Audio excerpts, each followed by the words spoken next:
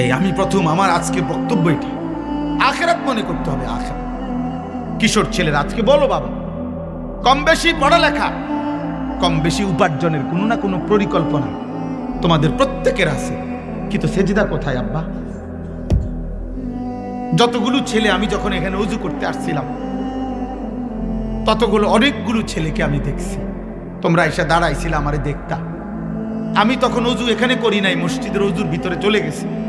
এখানে আমি অসংখ্য ছেলেকে দেখছিলাম যারা এখানে দাঁড়াইছিল, কিন্তু নামাজের যখন জামাত দাঁড়ায় আমি আবার পিছন দিকে তাকাইছিলাম, কই ওই যুবকগুলো ছেলেরা তোমরা মসজিদে ঢুকলাম না কেন?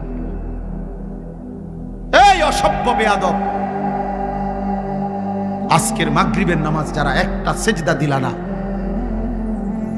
আসমানের নিচে জমিনের উপরে মুসলমানের বাচ্চা, আসমানের নিচে জমিনের উপরে সেজদা না দিলে তার চাইতে নিকৃষ্ট বেয়াদব, তার চাইতে বড় অভিশপ্ত, তার চাইতে বড় ঘৃণিত, তার চাইতে বড় বিতাড়িত, তার চাইতে বড় মালউন আসমানের নিচে জমিনের উপরে কোন কুত্তাও হয় না। কুত্তা, কোন কুত্তা এত বড় বেয়াদব হয় না, কোন কুত্তা এত বড় অসভ্য না। কুত্তা বেটা, যদি মানুষের বাচ্চা হস, কুত্তারে জিগাইস যে কুত্তা তুই সেজদা দেস টাকা, কুত্তা তোরে বলবে আমারে আল্লাহ সেজদা দিতে বলে নাই, এই জন্য আমি সেজদা দেই না। তোরে বলছে তুই দেস না, তুই কুত্তার চাইতে নিকৃষ্ট।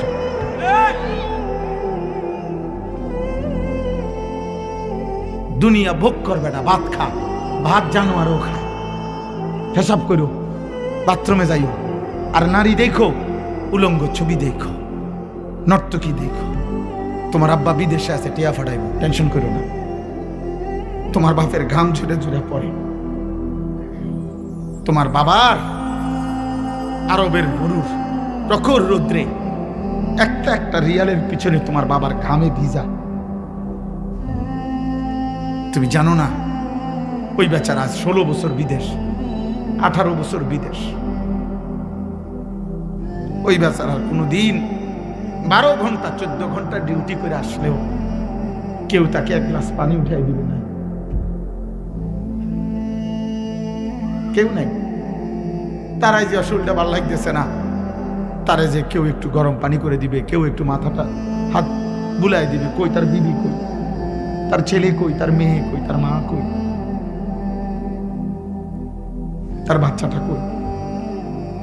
আমি প্রতিদিন রাত্রে 3টা 3:30 বাজেও যখন বাসায় যাই, আমার ড্রাইভার খাদেম তারা জানে, দেয়া সব আমার ছোট মেয়ে 4 বছরের মেয়ে প্রতিদিন যতক্ষণ আমি না যাই ততক্ষণ সজা।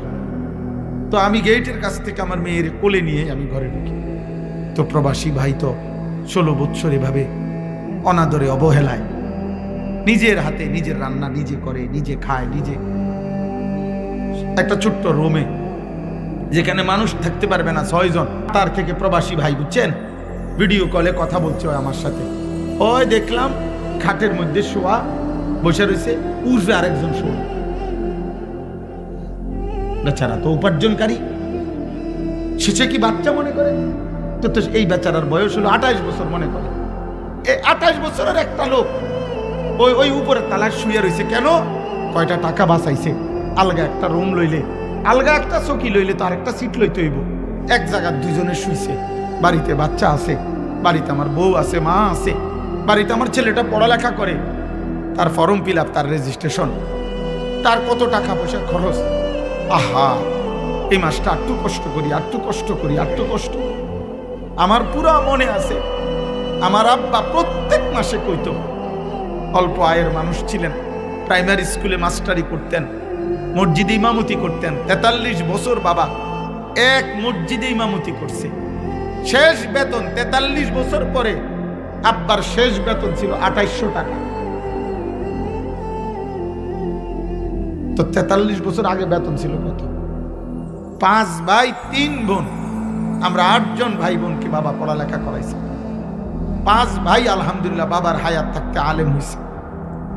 তো বাবা সব সময় কইতো আব্বা, আমার মনে আছে কইতো আব্বা যে এই মাসটা কি হইলো, আমার এই মাস টাকা শেষ হয় না, এই মাস টাকা শেষ হয় না, আমি আর কমনে আনতাম, করতে আনতাম। মানে পারে না, তাই না শেষ করে লাইব যে সামনের মাস আইলে না আমার বেতন দিব।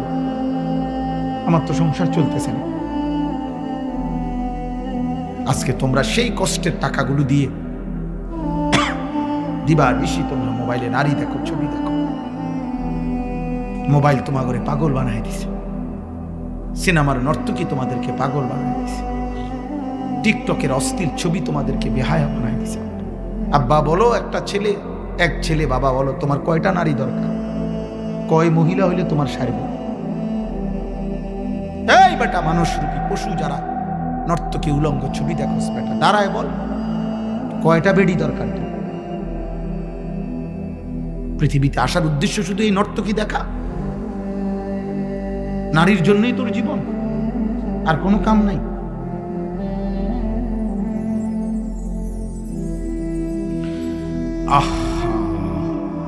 চেহারা দেখেন, চেহারা দেখেন কিশোর ছেলে।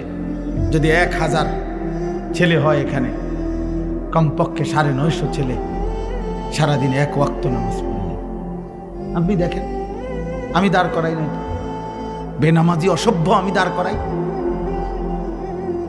মুসলমানের বাংলাদেশে বাবা মুসলমান, মা মুসলমান, দাদা চাচা চারিদিকে মুসলমান, চারিদিকে মসজিদে আজান হয়, মাদ্রাসা আছে, প্রত্যেকের ফ্যামিলিতে 2-1জন হাফেজে কোরআন আছে, কারো শাস্তো ভাই, মামতো ভাই, ফুফাতো ভাই, জ্যাঠাতো ভাই, প্রত্যেকের বংশে 2-4জন হাজি সাহেব আছে, দাদা হজ করছে, চাচা হজ করছে, মামা হজ করছে।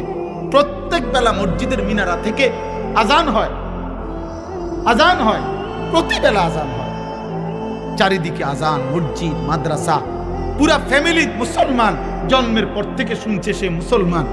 এত কিছুর মাঝখানে থাইকা, মুসলমানের এত কিছুর পরিবেশের ভিতরে থাইকা, মাত্র 16 বছর বয়সী, 14 বছর 18 বছর বয়সী যে ছেলেটা এক ওয়াক্ত নামাজ পড়ে না, তোর চাইতে বড় বেয়াদব, গাদ্দার, মানুষরূপী জানোয়ার আর কেউ হইতে পারে না।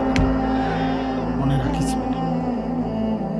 বাতে তো খাস, আর কি তা আমরা বাতে খাই না। আর কি বেটা অতিরিক্ত দুনিয়া কি ভোগ করছো?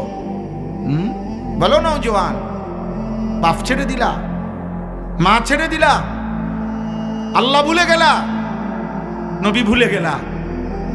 তোমার নবীর 23 বছরের কথা মনে পড়ে নাই কোনোদিন? তায়েফের রক্তের কথা তুমি শোনো নাই? তোমার নবী পেটে ক্ষুধার কষ্টে পাথর ভাঙছে শোনো নাই? উহুদের দান শহীদ করা রক্ত নিয়ে তিনি যে খোলা মাঠে পড়েছিলেন বেহুশ হয়ে ঘন্টার পর ঘন্টা, তুমি শোনো না? আম্মা জান আয়েশা বলছে সারা রাত নবী উম্মতের জন্য কাঁদতেন। নবীর স্ত্রী বলছে আমি শত শত রাত দেখছি, সারা রাত্রি এক দাঁড়ানোতে থাইকা বহু রাত নবীজি দাঁড়াইয়া দাঁড়াইয়া কাঁদতেন আর চোখের পানি ফেলতেন। খোদার কসম হাদিসে আছে হাত্তা তাওয়াররামাত কাদামাহু, নবীজির 2টা পা মুবারক ফুলে ফুলে যাইতো, ফুলে ফুলে। যিনি আমার জন্য এত কাঁদলেন, আমি তার কথা একবারও মনে করব না? সেই নবীজির হক এই আমনের 2-4 প্যাকেট বিরিয়ানি, খিচুড়ি, এই উনার 23 বছরের মেহনতের বদলা। আচ্ছা, এটাই যদি ইনসাফ হয় তো ঠিক আছে, ঠেলাঠেলি আপনারাই করেন, আমি জীবনও ঠেলাঠেলি করি। আমি সুন্নি ওয়াহাবি এটি বুঝি না, আমি এটা বুঝি না, এই ঠেলাঠেলিও আমি বুঝি। আমি বুঝি দোনোটাই। ওয়াহাব এটা মানে আল্লাহওয়ালা, আল্লাহর নাম, ইন্নাকা আনতাল ওয়াহাব। তো কোনো ব্যক্তি আল্লাহওয়ালা হওয়া উচিত, কোনো ব্যক্তি নবী সাল্লাল্লাহু আলাইহি সাল্লামের সুন্নাহওয়ালা হওয়া উচিত। তো কাজেই আহলে সুন্নাত ওয়াল জামাত এটাও আমার দরকার, আল্লাহওয়ালা হওয়া এটাও আমার দরকার। আপনি কি বলেন? কোনোটাই তো গালি না। সুন্নি এটাও গালি নয়, ওয়াহাবি এটাও গালি না। সুন্নি বলার দ্বারা খারাপ কাউকে বুঝায় না, ওয়াহাবি বলার দ্বারাও খারাপ কাউকে বুঝায় না। আপনি কারে বুঝাইছেন? আপনি কইতেন ফেরে। আর খোদার কসম, ঈমান, ইসলাম, আল্লাহর কোরআন, রাসূলুল্লাহ সাল্লাল্লাহু আলাইহি সাল্লামের মেহনত, ফিকির, সুন্নাহ, তার সমস্ত তালিমাত, আমার রবের আসমানি যত কথা, সবকিছু আখিরাতের আয়োজন। এই জন্য পুরা কোরআন যদি কেউ তর্জমা পড়ে তো বুঝবে সে দুনিয়াকে আল্লাহ একদম তুচ্ছ করে দেখাইছে, আখিরাতকে মহান করে দেখাইছে। নবীজি সাল্লাল্লাহু আলাইহি সাল্লাম দুনিয়াকে পেশ করছেন একদম তুচ্ছ করে। আখিরাতকে তুলে ধরছেন অনেক বড় করে। এটা পার্থক্য, এটা মূল চেতনা, মূল চেতনা। নাহলে পয়সা কেমনে কামাইতে হয় এ কম বেশি বুদ্ধি শুদ্ধি আমগো আছে। আমরা কি আপনারা যদি সবাই বাত মাছ খাইয়া বড় হন, আমরা চিড়া খাইয়া বড় হয়েছি? কথা বলে না? আমরা যারা হুজুর আমরা চিড়া খাইয়া বড় হয়েছি নাকি? তো আমি বুঝতাম না কেন? বুঝবো না কেন? ইমাম সাহেব বুঝিয়ে কথা এটা বুঝে না যে এতে বেলা সিএনজি চালাইলে এই বেতনের চাইতে, এটা বুঝে না ইমাম সাহেব। এটা সিএনজি চালাইতে হলে ঢাকা ইউনিভার্সিটির থেকে ডিগ্রি আনতে হইব। তো এটা কি তা? এটা যে 1000 টাকা ডেইলি কামাই হবে, মাসে 30,000 টাকা, তো এ ম্যাডাম 8,000 টাকা বেতন লইয়া ফুরে রয়েছে, প্রত্যেক মাসে বেতন ঘুরায়, বেতন দেয় না 26 তারিখ 28 তারিখ। হ্যাঁ, সেক্রেটারি গাইল্লা সভাপতিরে, সভাপতি গাইল্লা সেক্রেটারিরে। আপনি করতেন পারেন না? অমুকেরে বলছে হ্যাঁ যাইতেছি কেন কি এলাকাতে, দিতাম না, 3 মাসে না মাত্র বাকি পড়ছে, এরম করো। এই সমস্ত 900 নাই, কথা বলেন না। এরপরও এই মানুষটা মালিকের ঘরে পড়ে আছে ব্যাক কলের জন্য। না না বুঝার কি আছে?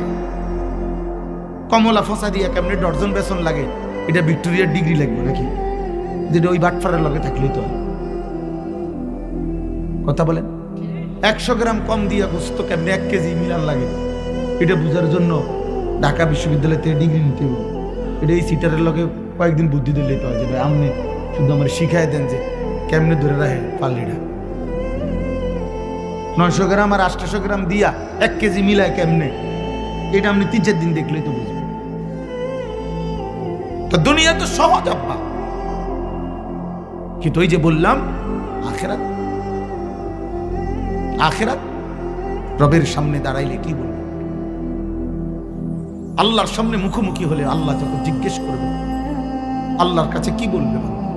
কোরআনুল কারীমের মধ্যে আল্লাহ বারবার বলছেন, বান্দা আমি কিন্তু ছাড়বো না, বান্দা যেটুকু আমি দিছি এটুকুর হিসাব আমি নেব।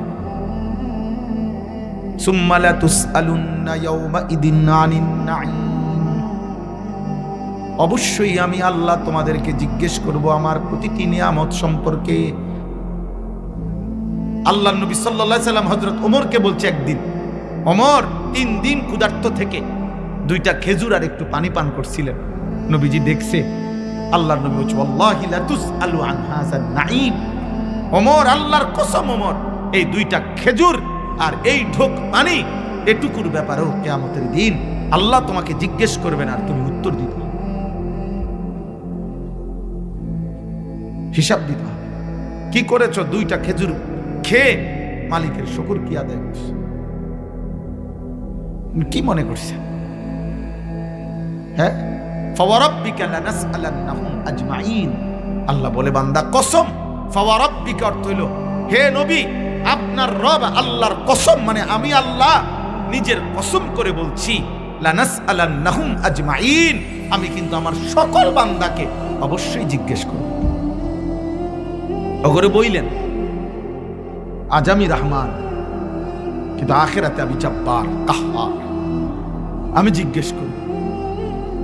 কোরআনুল কারীমের মধ্যে আছে জাহান্নামী আখিরাতে হাসরের মাঠে আল্লাহর সামনে দাঁড়িয়ে বলবে, আল্লাহ আরেকবার দুনিয়ায় ফেরত যেতে দেন, নেকামল করব। আল্লাহ বলবেন না, ওয়ালাকিন হাক্কাল কাউলু মিন্নি, আজ আমার চূড়ান্ত ফয়সালা, লা আমলাআন্না জাহান্নাম মিনাল জিন্নাতি ওয়ান নাসি আজমাইন, আজ বেঈমান তোর মতো নাফরমান পাপী দিয়ে আমি জাহান্নাম পূর্ণ করব, আজ আর দুনিয়ায় পাঠাবো। আজ হাসরের ময়দান থেকে পরবর্তী গন্তব্য দুনিয়া না, হয় জান্নাত নয় কি জাহান্নাম। লা আমলাআন্না জাহান্নাম, পূর্ণ করব জাহান্নাম, পূর্ণ। ওয়ালাকাদ যারানা লিজাহান্নামা কাসীরাম মিনাল জিন্নি ওয়াল ইনস, আল্লাহ বলছে আমি জাহান্নামকে অবশ্যই পূর্ণ করব অগণিত মানুষ এবং জিন বেঈমান দ্বারা। এই জন্য ভাই আমার, বন্ধু আমার, এইটাই বুঝাই আমার আলোচ্য আয়াত, আমি এটারই তর্জমা বলব, বাকি আগে এই কথাগুলো বলব। আমাদের কোরআন সুন্নাহ আখিরাতের আয়োজন, আখিরাতের আয়োজন। ওই যে আমরা অনেক সময় অনেক সাধারণ মানুষ, শয়তান ইবলিস কিছু কিছু শয়তান মানুষের কাছে বলে দিছে, এগুলাই জন্য বিদ্রুপ করে যে হুজুরের কাছে আসমানের উপরে আর মাটির তলে ছাড়া আর কথা নাই। নাই তো মনে করেন নাই, মাঝখানের কি কথা শুনতেন চান? এই আলু কেমনে লাগা এটা নাকি কথা বলে না কেন? তো এই তো মাঝখানের কথা, তো এটা নিয়ে ওয়াজে বুঝাইতাম। কথা বলেন, একটা সিএনজির মধ্যে মোট কতটা পার্টস থাকে এটা আমি অনেক বুঝাইতাম ওয়াজে। তো এটা আমি বুঝাই, তো আপনি তো আসবেন এসে হুজুর এটা ব্যাক করলেনি সিএনজি দিয়ে আমি কিতা করব। তো আপনি দিয়ে শুনে কইলেন যে আমরা হুজুর রাখেন আসমানের উপরে মাটির তলের কথা কই, মাঝখানের কথা তো কইলাম। বলেন 30 শতক জায়গার মধ্যে, হ্যাঁ, আপনি যদি ফুলকপি লাগাইতে চান তাহলে কি কি কদ্দুর লাগাইতে হইব, কত বাই কত, এটা নিয়ে হিসাব কইতাম। তাহলে মাঝখানে কি বলতাম? মাঝখানে আমার পরিচিত ইটের দোকান আছে, ইট ব্রিকফিল্ড, আপনাদের যাদের যাদের দরকার আমার তে নাম্বার নিয়ে যাবেন, এটা জানাইতাম। এই তো তাইলে আব্বা আমাদের আয়োজনই তো আখেরাতের আয়োজন, কোরআনের আয়োজনই তো আখেরাত, হাদিসের আয়োজনই তো আখেরাত। আল্লাহ তাআলা বলেন আল্লাহর 30 পারা কোরআন নাজিল করেছেন এই দুনিয়া শিখাবার জন্য। কথা বলেন না কেন? রাসূলুল্লাহ সাল্লাল্লাহু আলাইহি সাল্লামের 23 বছরের মেহনত দুনিয়া শিখাবার জন্য না। আল্লাহ বলছে প্রয়োজন পরিমাণ দুনিয়া তো আমি দেব, আর যেটা যেমনে চালাইতে হয়, যেটা যেমনে করতে হয়, খোদার কসম আল্লাহ বলছে এটা আমি শিখাই দেব। এ তো কোরআনের আয়াত, বলি কোরআন শরীফে আছে। ওই বাবা, ওই মোবাইলওয়ালা ছেলে, সাবধান বেটা, ফালতু বেটা, সরাই থেকে বেটা। না আপনারা টেনশন করবেন না, আমারটা আমি দেখব, কেউ রে ছেড়ে দিতে রাজি না। আর কোনোদিন আসবো না আমি এই নিয়ত করে ওয়াজ করি। আমার ফিকিরে এটা সুজা হিসাব, একবারই সুযোগ পাইছি, একবারই বললাম। আর যদি কোনোদিন পৃথিবীতেই না থাকি, আল্লাহ তাআলা আমাদেরকে বুঝ দান করেন। তো বলতেছিলাম, আল্লাহ তাআলা বলেন আখরাজাকুম মিন বুতুনি উম্মাহাতিকুম লা তা'লামুনা শাইআ, আমি আল্লাহ তোমাদেরকে মায়ের পেট থেকে বের করেছি এমন অবস্থায় বান্দা লা তা'লামুনা শাইআন, তোমরা এক বিন্দু কিছুও জানতে না। তাইলে পরবর্তী পৃথিবীতে বেঁচে থাকার যাবতীয় উপকরণ, যাবতীয় ব্যবস্থাপনা আমি আল্লাহ শিখাইছি। আমি বলছি তোর দুইটা মাড়ি দিয়া তোর মায়ের বুকের দুধ চেপে ধরলে স্তন দুধ বের হবে। আল্লাহ বলে এটা আমি শিখাইছি। ও মাত্র কোলের থেকে পইরা অন্যত এটা কেমনে বুঝলো মায়ের বুকের স্তন থেকে কেমনে দুধ নিতে হয়? পরে শিখাইলো কে? আখরাজাকুম মিন বুতুনি উম্মাহাতিকুম লা তা'লামুনা শাইআ, তুমি তো কিছুই জানতে না বান্দা, আমি তো শিখাইছি। আল্লাহ বলেন আমি তো শিখাইছি বান্দা। সুম্মা নুখরিজুকুম তিফলান, ছোট্ট একটা মাসুম বাচ্চা হিসাবে মায়ের পেট থেকে আমি বের করেছি। তোমার বাবা মার যোগ্যতা দিয়ে তুমি 16 বছর হও নাই, আমি বানাইছি। সুম্মা লিতাবলুগু আশুদ্দাকুম, আমি আল্লাহ শক্তি দিতে দিতে যৌবনে তোমারে পৌঁছায় দিছি। অমিনকুম মান ইউতাওয়াফা, মন চাইলে এই মুহূর্তে যৌবন থাকতে থাকতে কাউকে মৃত্যু দিয়ে ফেলেছি। অমিনকুম মান ইউরাদ্দু ইলা আরদালিল উমর, আবার আমিও মন চাইলে কাউকে একেবারে বৃদ্ধ, একবারে দুর্বল বানায় ফেলছি। আল্লাহ বলেন সবটা আমি করি, আমি আল্লাহ করি। জীবনের সব আয়োজন, কায়নাতের সব আয়োজন আমার। আগের বার ক্ষেতের ফসল উঠাবার পরে পরের বার ফসল হইতে হইলে আমি লাগবে বান্দা। প্রতিটা রাত্রি ভোর বানাইতে হইলে আমি আল্লাহ লাগবে। তুমি না ফয়সালা করে রাখছো আগামীকাল তোমার ছেলের বিয়ে, আগামীকালকের ভোর যদি না হয়,